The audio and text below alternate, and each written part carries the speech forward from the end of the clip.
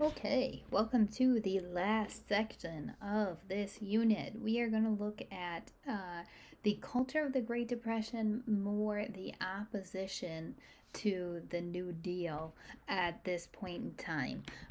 So, as I said in previous videos for this unit, some of the things that FDR was trying to accomplish with the New Deal were proven unconstitutional by the courts. So, some of it just didn't work for a number of reasons, whether it was him overreaching his power, going against the Constitution in that manner, or giving powers to other groups that were not a part of the powers he had for the Constitution. So this starts to form some opposition to the New Deal, where people believed that what FDR was doing was too much for the government.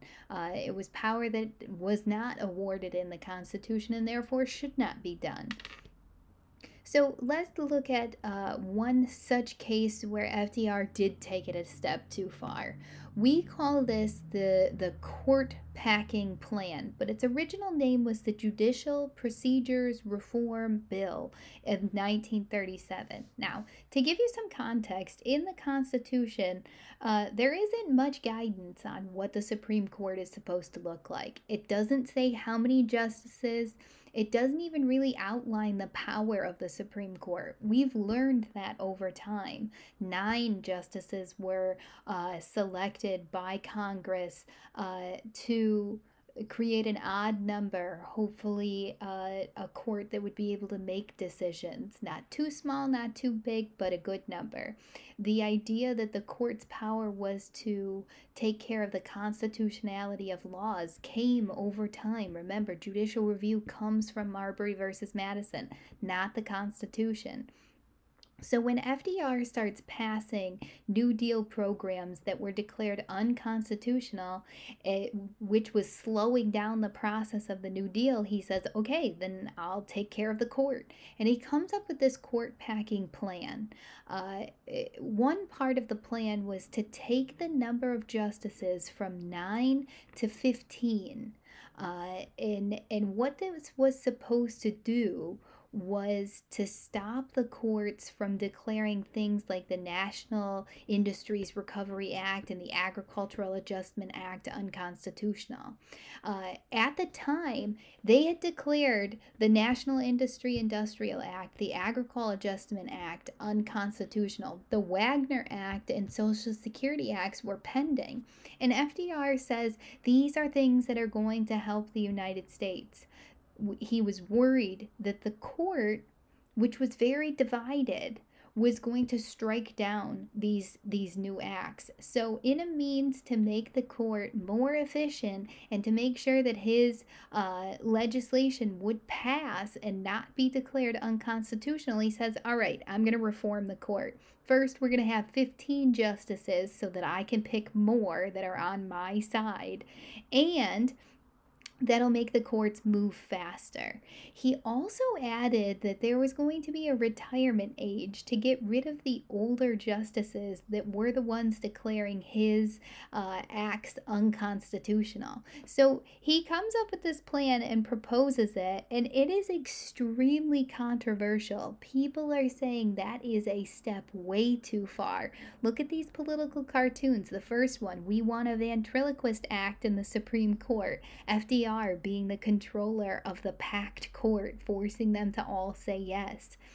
We also have the other political cartoon that says he just ain't fast enough. The old 9 being the old 9 justices currently on the Supreme Court, reading about the 6 new justices that are about to come in.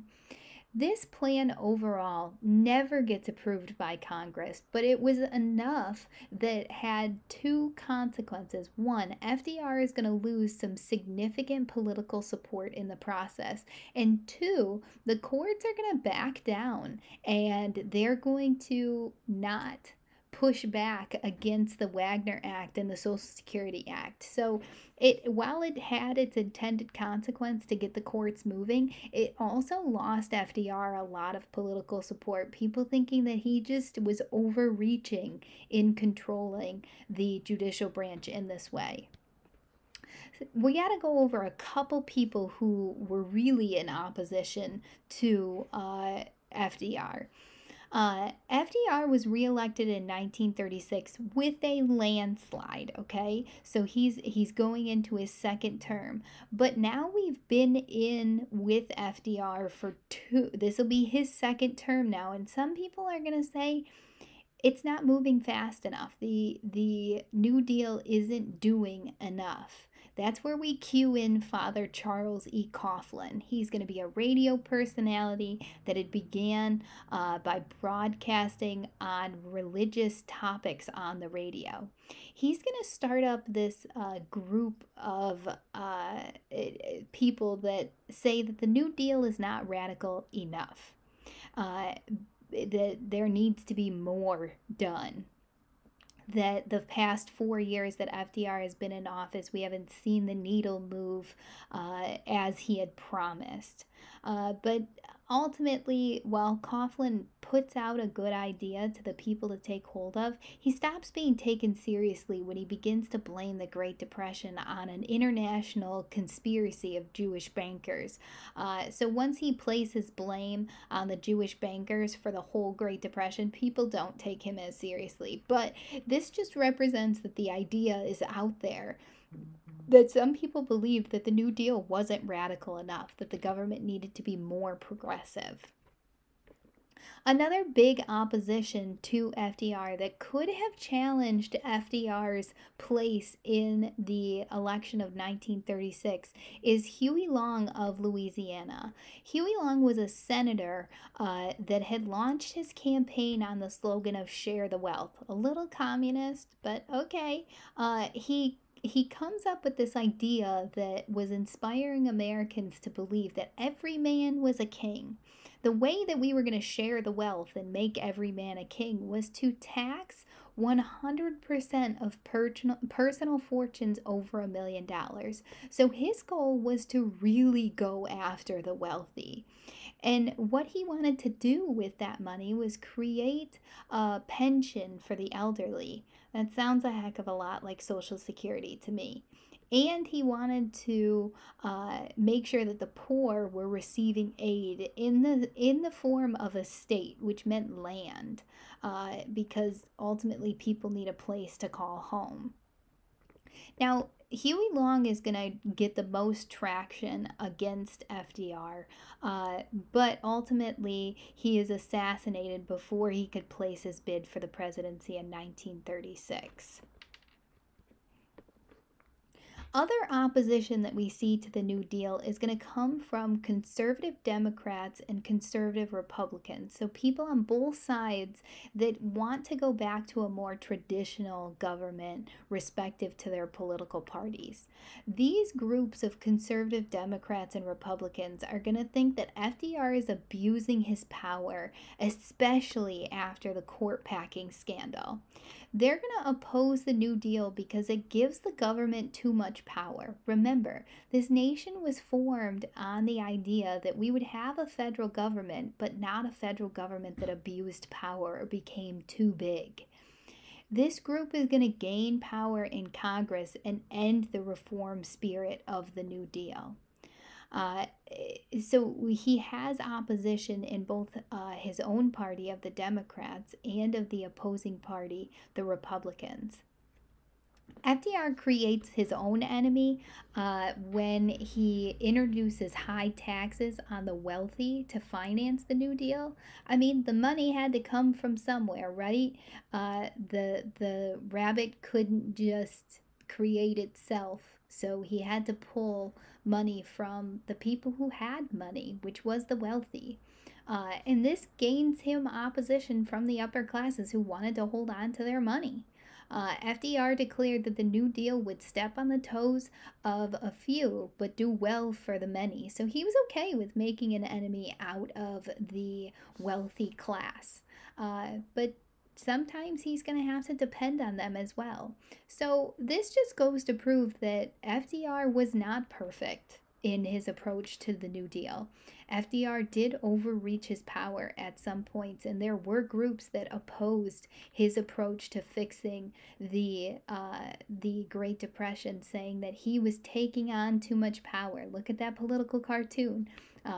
His bowl of power, him saying more please, asking for more power from Congress, and the other political cartoon calling for spending, pulling it from his own party there.